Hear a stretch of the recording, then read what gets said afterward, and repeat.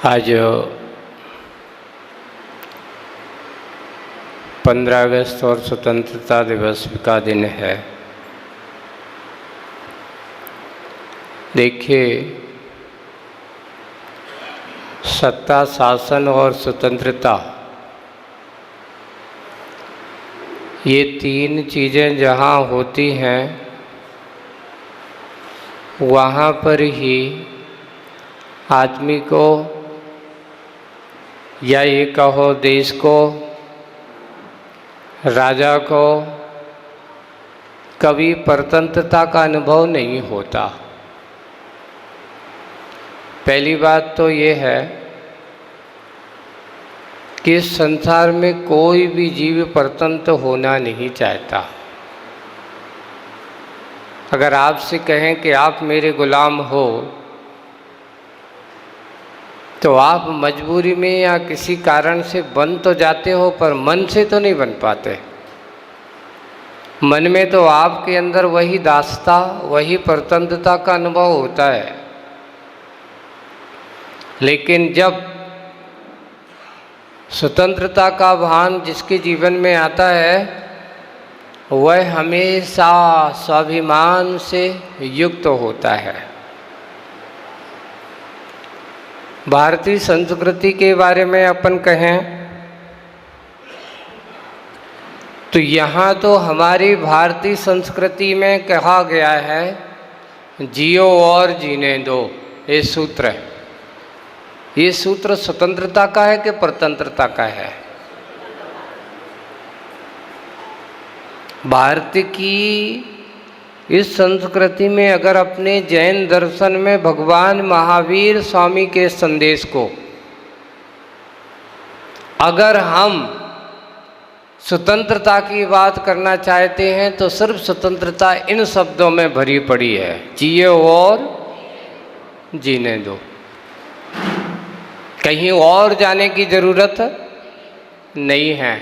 अगर आपने इस सिद्धांत को स्वयं अपनाया हो, आपने इस सिद्धांत को अगर दूसरों के जीवन में चरितार्थ करने की कोशिश की हो, तो कभी किसी के ऊपर आदमी अपना आदेश, आज्ञा आदि नहीं दे सकता। पर आप कहोगे महाराज फिर व्यवस्था कैसे बनेगी, देश का संचालन कैसे होगा अगर एक दूसरे के ऊपर आदेश ना दिया जाए? अगर यहाँ से ऊपर से प्रधानमंत्री अगर कोई भी आदेश देश ना करें, तब तक दूसरा आगे का काम नहीं करेगा। तो आदेश तो देखो, एक वो होता है जो कर्तव्य की दृष्टि समझ करके करना, वो कभी स्वतंत्र नहीं होता। जैसे कि आपके लिए हमारे भगवान ने मूलाचार में मुनिराजों के लिए भी कहा है कि तुम्हें 28 मूल गुणों का पालन करना है। तो क्या ये स्वतंत्रता है? नहीं। श्रावक के लिए कहा है कि श्रावक को 6 आवश्यकों के दायरे में रह करके अपना जीवन जीना है। तो क्या ये 6 आवश्यक उसकी स्वतंत्रता का कारण है? अपन कुछ भी संविधान अगर बनता है तो संविधान का अर्थ ये नहीं कि आपको स्वतंत्र किया जा रहा है। लोकतंत्र में अगर कोई संविधान बना है तो आदमी को ये लगता है कि भाई हमें तो बांध दिया जा रहा है। संविधान कभी किसी को बांधता नहीं है, चाहे धर्म का संविधान हो, चाहे देश का संविधान हो। संविधान के दायरे में अगर हमारा जीवन होगा, संविधान के क्षेत्र में अगर हम अपना जिसका जो दायित्व है, जिसका जो कर्तव्य है, जिसका जो करने योग्य कार्य है, वो करके चलता है, तो कभी भी स्वतंत्र हो ही नहीं सकता। अब होता ये है कि हम संविधान के दायरे से जब बाहर जाते हैं, जो हमारे लिए करने योग्य नहीं था वो करने लगते हैं, तो उसमें पर की अपेक्षाएं आदमी को लगने लगती हैं, उसके लिए पर की ज़रूरत उसके लिए लगने लगती है। और जब पर की ज़रूरत पड़ती है तो कोई अगर उसको समर्थन नहीं करता, साथ नहीं देता, तो वो कैसा महसूस करने लगता है, भैया मैं तो पराधीन हो गया। या फिर दूसरा तरीका, आप स्वतंत्र को अपने आप को रहना चाहते हो, पर सामने वाला अपना अधिकार, अनुशासन, अपना आदेश अगर थोपने लगता है तो उससे भी सामने वाले के ऊपर क्या होने लगती है, भाई अगर तुम अपना अधिकार जगाना चाहते हो तो अधिकार में जीने का अधिकार तो हमें भी है। किसी को आदेशित नहीं करना। पूज्य आचार्य भगवान का एक बहुत अच्छा संस्मरण आप लोगों के सामने रखता हूँ। एक बार एक श्रावक आया और वो अब आचार्य जी के आशीर्वाद से मुनि संघ वगैरह बाहर चतुर्मास आदि करते हैं, तो वहाँ से वो श्रावक आया और आकर के जौन महाराज का जहाँ चतुर्मास हुआ उनका चतुर्मास का उन्होंने निवेदन किया, यानी नमोस्तु वगैरह की, और जो कुछ मुनि महाराज ने जो कुछ संकेत भेजा होगा तो वो उनके लिए उन्होंने पत्र में लिख के दिया था।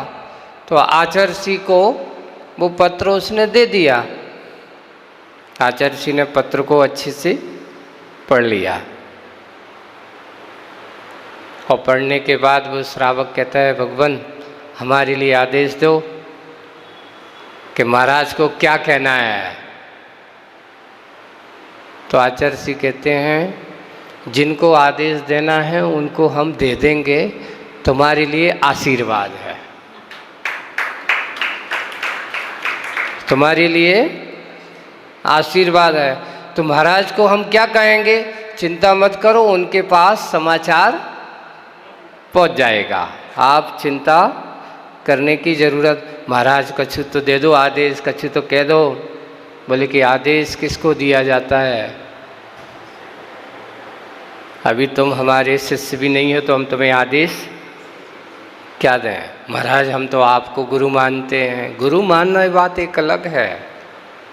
देखिए आप लोग भी ध्यान रखना, गुरु मानना और शिष्य बनना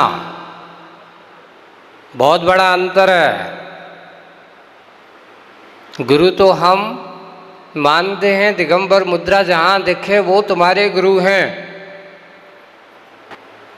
उनको लिए कहा गया कि उनको, लेकिन गुरुत्व शिष्यत्व वहीं होता है जहाँ समर्पण एक। देखो श्रद्धा सब पर होना चाहिए पर समर्पण सब पर नहीं होना चाहिए। समर्पण एक जगह होगा। जैसे पतंग की डोर अगर एक हाथ में रहती है तो कैसी रहती है, सुरक्षा रहती कि नहीं रहती। अगर एक पतंग की डोर अनेक हाथों में पहुंच जाए तो क्या होगी, वो पतंग उड़ेगी कि टूटेगी। इसलिए समर्पण एक को होता है, आस्था सब पर होती है। जहाँ अवितरागता दिखे, जहाँ साधुता का रूप दिखे, वो हमारे आस्था के बिंदु हैं, आस्था के केंद्र हैं। उनको नमोस्तु करना हमारा, लेकिन हमारे सारे के सारे गुरु होंगे ऐसा जरूरी नहीं है। गुरु तो एक ही होता है।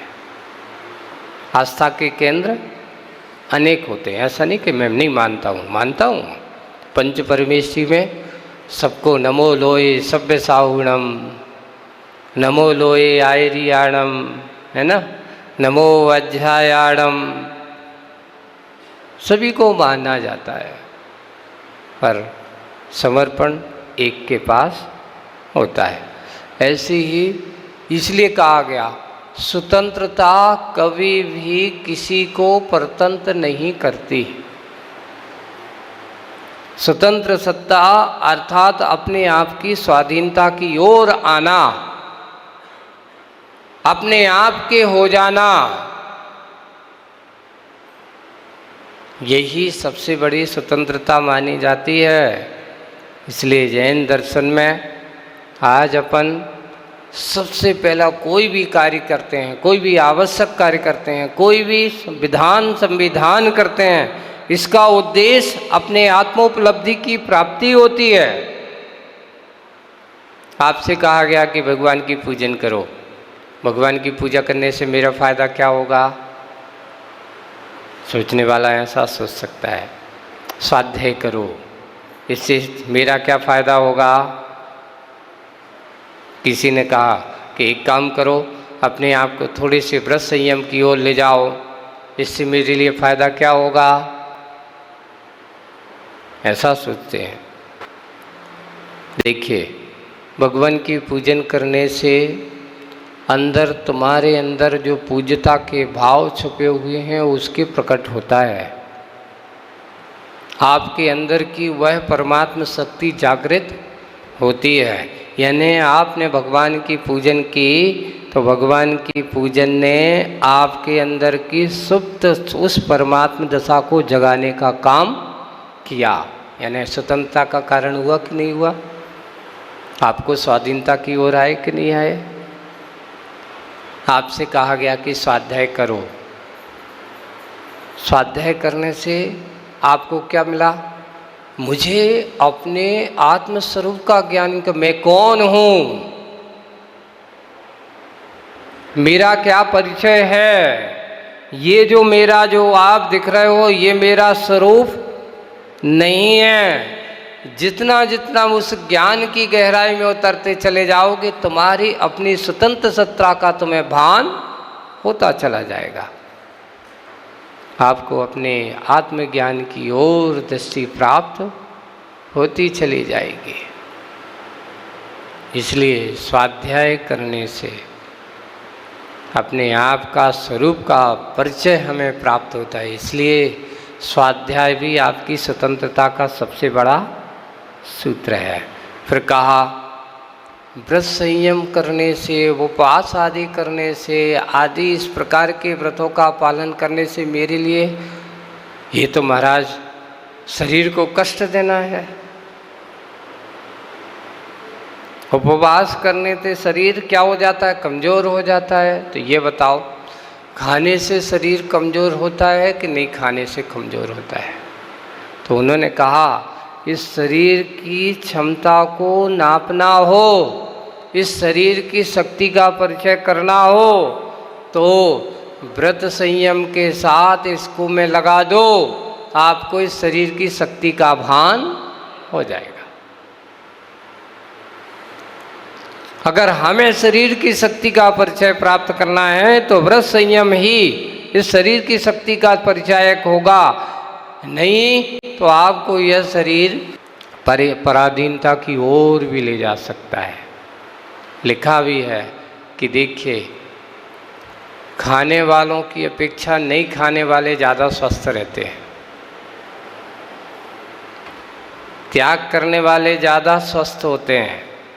लोगों को ऐसा लगता है कि उपवास करने से शरीर कमज़ोर होगा, पर ये कहो कि उपवास करने से शरीर में आयु ही विकृतियों को दूर किया जा सकता है।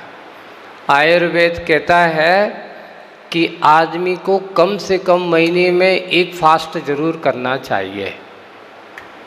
महीने में क्या करना चाहिए? क्यों?